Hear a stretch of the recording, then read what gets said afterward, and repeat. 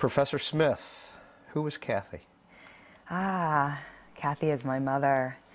And in the course of thinking about this book, I realized that that person that I grew up knowing was so many different people. That's probably such an obvious statement. But one of my main wishes in wanting to write about my mother was to explore the impact of her death on my life, explore our relationship, think about the different versions of myself that I was with and without her. I also had the really strong wish to bring her to life for my children who were born after she was gone. It just struck me as so heartbreaking when I was pregnant with my daughter, who's now 5, that she would never know this person. And one night I was lying in bed and my husband said, "Why don't you write a book about your parents? Why don't you write the book that will kind of tell her who they were?" And I had such a feeling of anxiousness and fear at the task that I knew that was exactly what I needed to do. The book, though, became a lot more than that. It became a story about figuring out who I was and who I had been. And so I think some of the largest discoveries that a reader or my daughter might make are probably not about my mother, but about her mother. Yeah. One of the things I got out of Ordinary Light was the differences between you and your mother and your experiences growing up African American in the United States. Right. I mean, the generational difference is one really big marker that determined, you know, a different set of experiences, obviously, that she had growing up in the South in the 30s and 40s and 50s, and that I had growing up in California and Massachusetts in the 70s, 80s, 90s. When I was a child, I had a hard time framing the questions that I had about her experience into words. I think I knew that there was a huge piece of African American history that contained pain, and that my parents had been, you know, experiencing that, and it hurt me to think about that. And so for whole segments of my life, I kind of shied away from it. I remember learning about the civil rights movement in grade school and seeing those images of people with the fire hoses and the National Guard, and feeling so worried retroactively for the people in my family. And the way that I chose to deal with it as a child was simply to back away from it, to allow silence to, you know, create a kind of buffer. I wanted to write into that silence in this book as well, and find ways of interrogating that anxiety that I had, and also trying to come a little bit closer to maybe a kind of empathy with my parents and their parents, and the experiences that they would have been dealing with as young adults in the U.S. during a time when racial tension and racial violence were at a tremendous height. You know, thinking about the difference between then and now, sometimes I'm very saddened by the fact that it's not as vastly different. You know, there's a section in this memoir where I remember a story that I was told about a great uncle or great uncle who had been murdered by a white man for money that he had obtained from selling some of his own property, and nothing happened. You know. Justice was not served. It wasn't even a question. And thinking about that now, as I went back and was editing the book in preparation for publication during, you know, this year when we've had so many verdicts that don't really feel that different, was really chastening, I guess. Tracy Smith, you also talk about an incident in your childhood where you're in school and a teacher tells you you're special. And you were very excited about that. Yeah, I was in high school. I was in high school, and one of my teachers, in a really well-meaning way, said, you know, there are going to be a lot of opportunities that come your way, and you should take advantage of them. And I thought that was great. That's what I wanted to hear. I'm special. I'm going somewhere. And he tempered that statement with something that I don't think was wrong, you know, as an adult looking back. He said, you're an African-American woman, and that's going to open certain doors for you, and you should be receptive to that.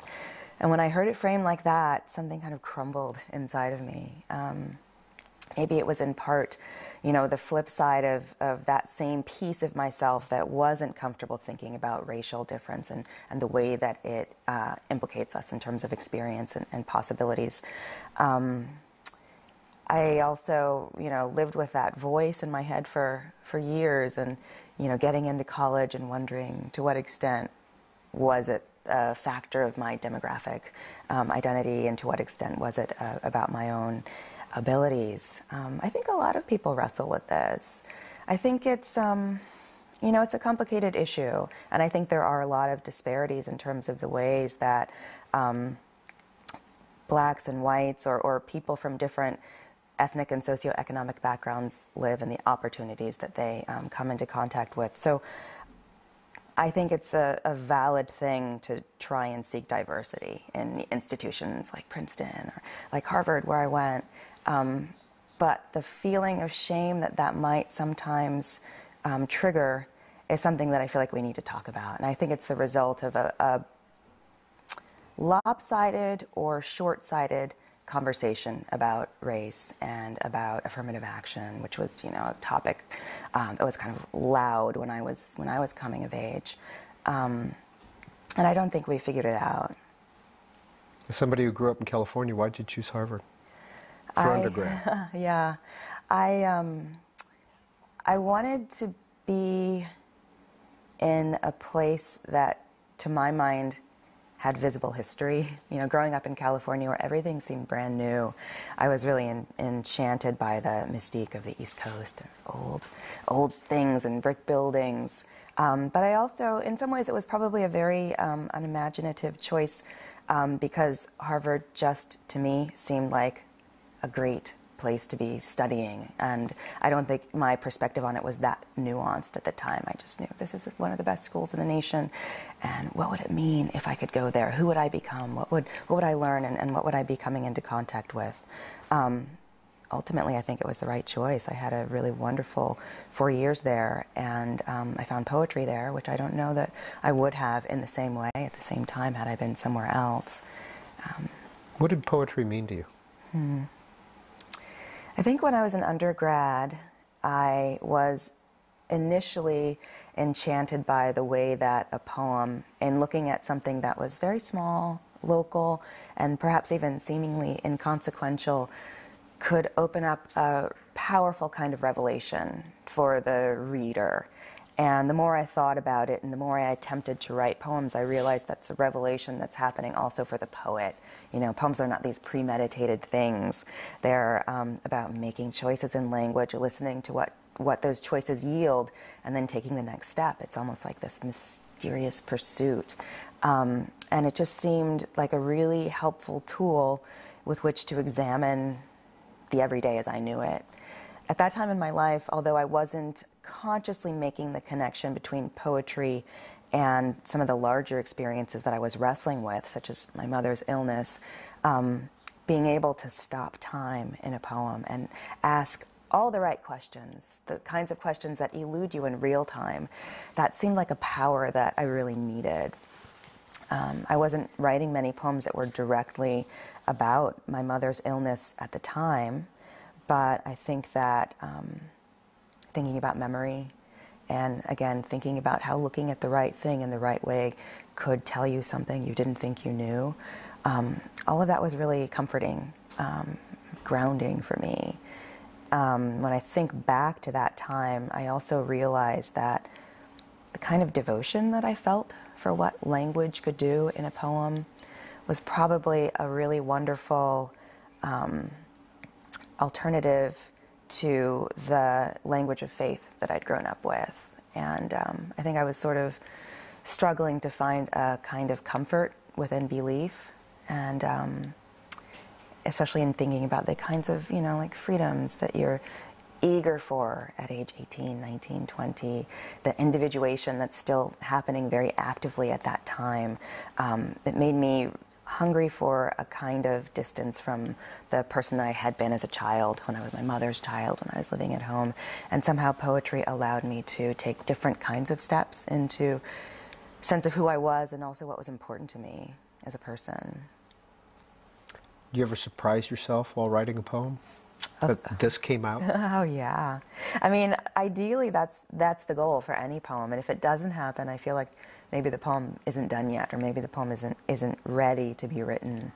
I wrote my last book of poems was thinking a lot about my father, who passed away about 7 years ago, and I didn't know what I was after. I just knew that when I sat down to write, I wanted to be able to dwell on aspects of our relationship or on my memory of him that would make me feel close to him again.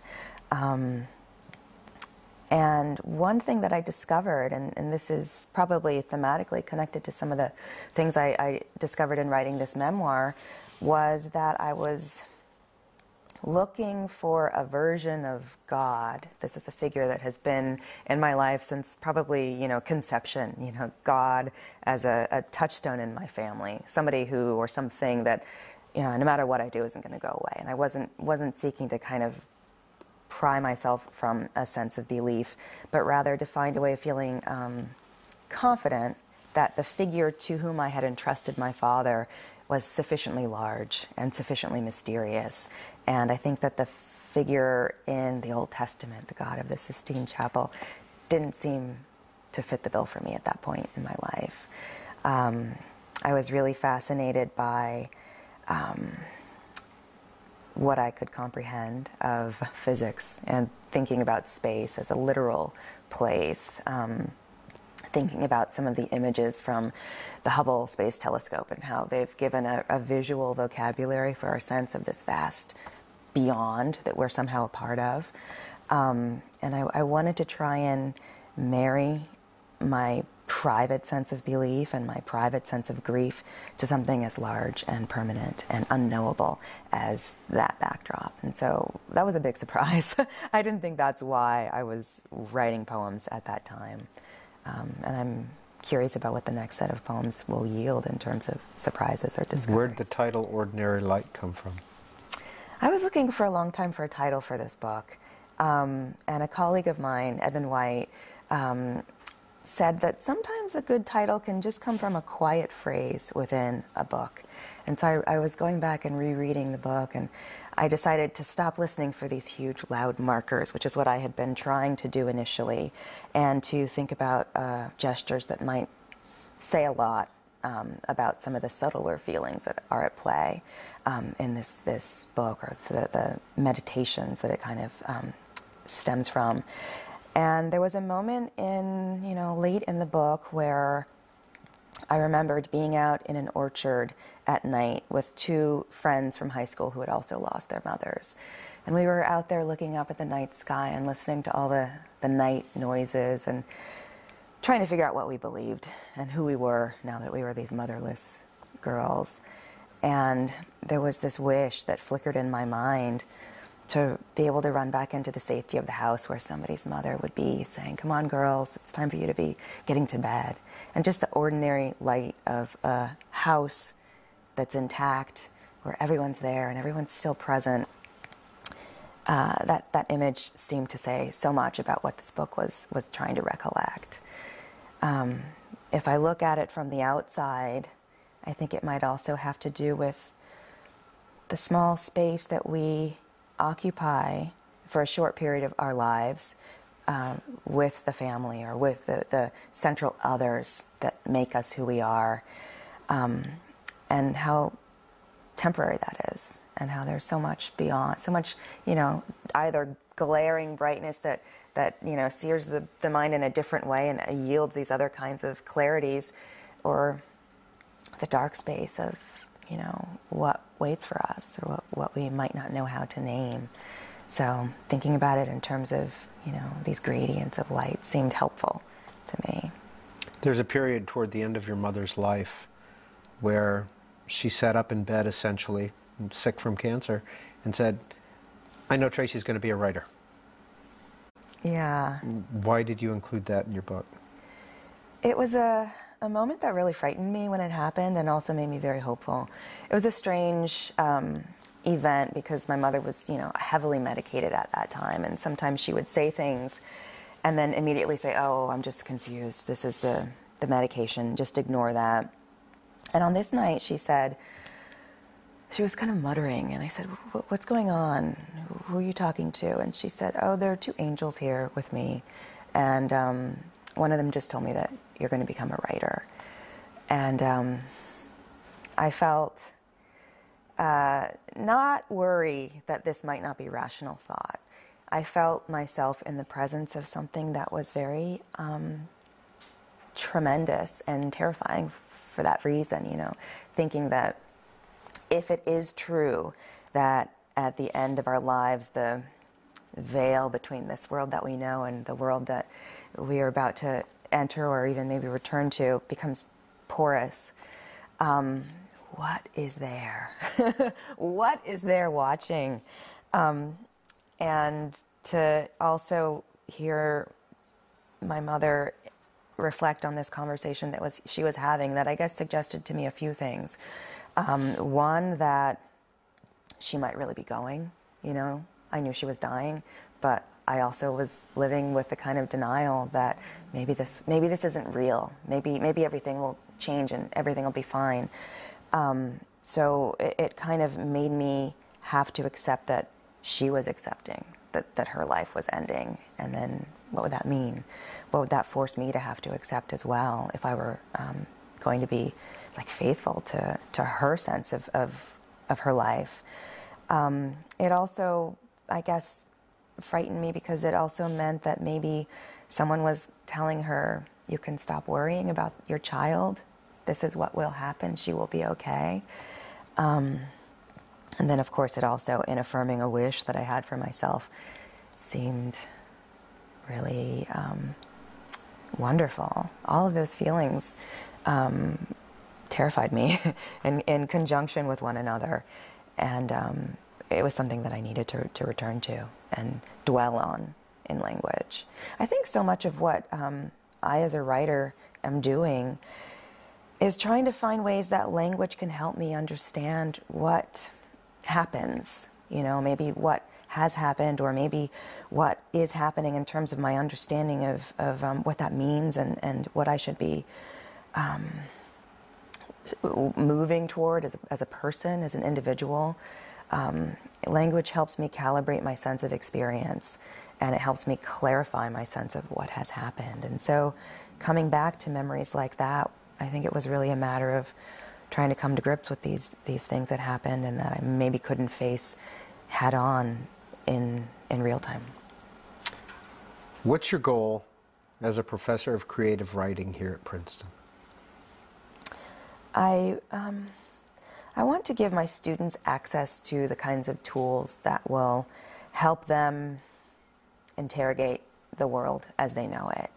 And I don't know that there's much more than that. I think that's a really nuanced task. You know, it involves reading closely and reading differently than one might read in a literature class. In my classroom, we're looking at craft-based choices that writers make and trying to say, okay, in using this metaphor, what possibilities are being opened up, and how does the writer take advantage of them, and what is yielded, and what do we as readers feel or experience or come to recognize as a result. I think that, you know, the writer's wish is to come into what feels like visceral contact with his or her material. And just because of the nature of a time, it's either material that happened in the past and that we are trying to return to and understand differently, or material that has happened at a great remove and that we might not have literal access to, but that we're curious about. And, you know, that might be a poem that takes you to, you know, another geographical location or another person's experience that is remote from you because of who and where and when you are. But then there are whole regions of the imagination that writing gives us access to. And so sometimes we're writing about things that weren't real at all or that haven't happened, but that are just these premises that our minds invent, and that might also be important to scour and excavate and question. And I just want to give my students as many tools that might help them to mine those different kinds of material.